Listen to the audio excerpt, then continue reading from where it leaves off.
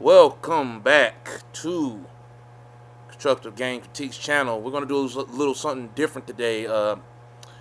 As many of you have probably already seen by now, there has been a Resident Evil movie. I believe the director's name, Zach Cregger. He was actually a member of a comedy sketch show, The Whitest Kids You Know. If you're not familiar with it, I suggest that you look up the How Abraham Lincoln Really Got Assassinated skit, The Whitest Kids You Know. That is by far one of the funniest things that show has ever produced, in my opinion, anyway. Um, so yeah, man, Zach Cregger, who has to this point famously directed uh, Barbarian, which was filmed here in my home state of Michigan. And he also is the director for Weapons, which was a big deal movie last year. The one where the kids were doing the Naruto run away from their houses at like 3 a.m. or something like that in the morning. The spoilers, I don't want those spoilers, but it ends up being really crazy stuff that was going on while that was happening. The movie was actually kind of funny. It's scary as hell, but also kind of funny. Give it a watch if you haven't yet. And Barbarians is straight up scary. Barbarians is some wild stuff. But at any rate, we're not here to talk about those two movies, as great as they are. Great horror movies, in my opinion. We're here to talk about Resident Evil.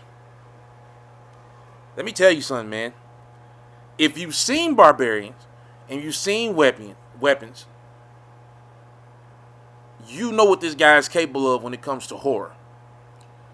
So in watching this trailer and seeing that he has decided against retelling a story or using characters that we're already familiar with, I am very, very excited. See, here's the thing, right? And you'll see people online arguing for that and arguing that this movie's going to suck because he's not following that format. When it comes to something like Resident Evil, right, or Final Fantasy, you don't need to tell me a story that I've already played over again. As a matter of fact, I don't want to see that shit. I would much rather you take that universe and, if not take familiar characters, take original characters and say, what would happen if this was happening to these people over here that aren't the people you're familiar with, or what happens when this guy or this gal was done with this situation and they went over here and then this happened.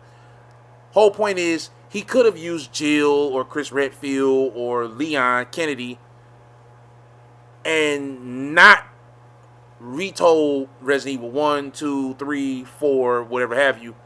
Instead, he's chosen this completely original character who is not, at least to my knowledge, a trained special forces or police officer. He is a regular guy who is apparently delivering some kind of package, and he has to go into Raccoon City on what Krieger has described as like day zero of an outbreak, or the outbreak in Raccoon City. I mean, he's even noted, Krieger has, that the nuking of Raccoon City doesn't even happen in this film. I'm going to go out on a limb, and I'm going to say something that might sound crazy.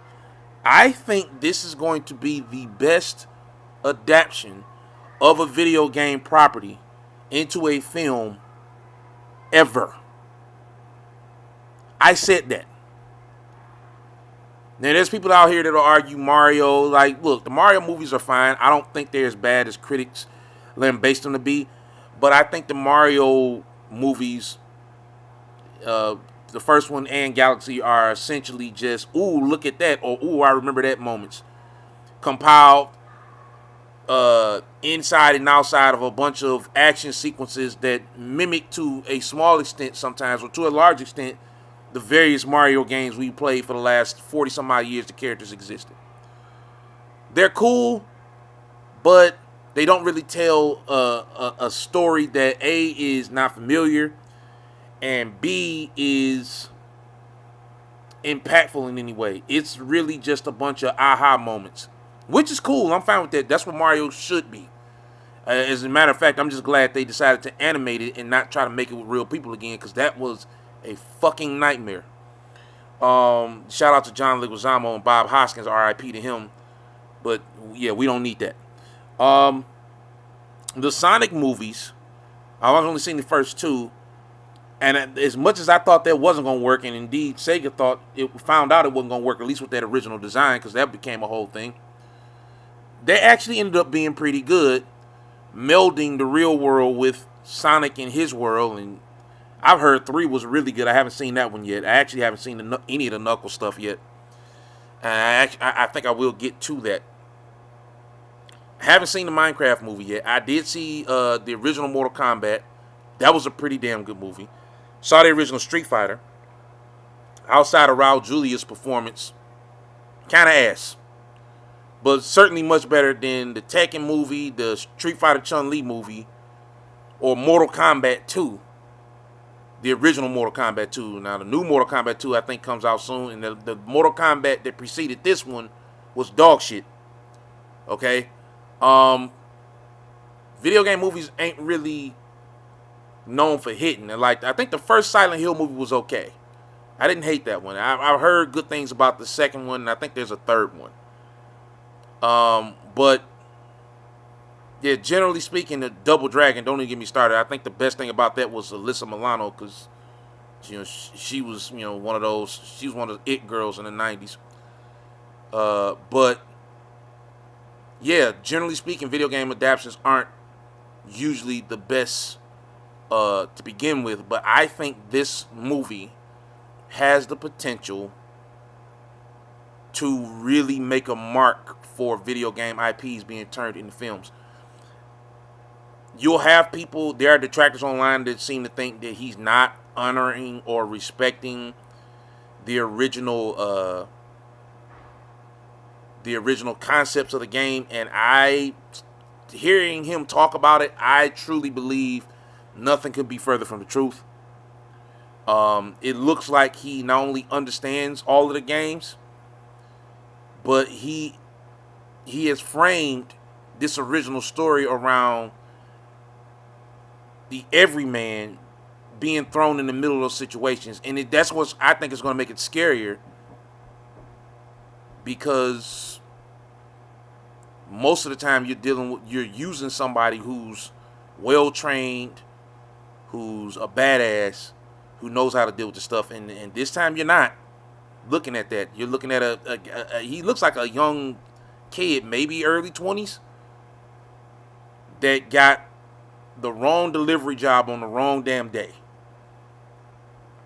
I'm excited for it. I can't wait to see it. I want you guys to tell me what you think, though. Have you seen the trailer? How do you feel about it? Are you worried that it's going to be trash? Do you think it's going to be good? Let me know.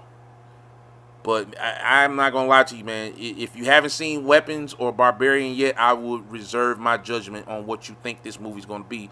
Obviously, you're entitled to your own opinion anytime you want to. But watch those 2 movies. And watch how this guy paces his horror stories. And then imagine throwing someone like yourself or myself, I don't know if you have special training or not, I know I certainly don't, into a scenario where it's zombies and mutated monsters and all kinds of weird shit going on. And as you progress towards something resembling safety in that situation, whatever the hell that is, you're finding guns and you're finding ammunition, and you have to find keys to unlock doors that are blocking you from getting somewhere. Like, this shit could be really good, bro. But again, I don't want to drag on too much longer. Let me know what you think, man, and I will catch you guys in the next video. Peace.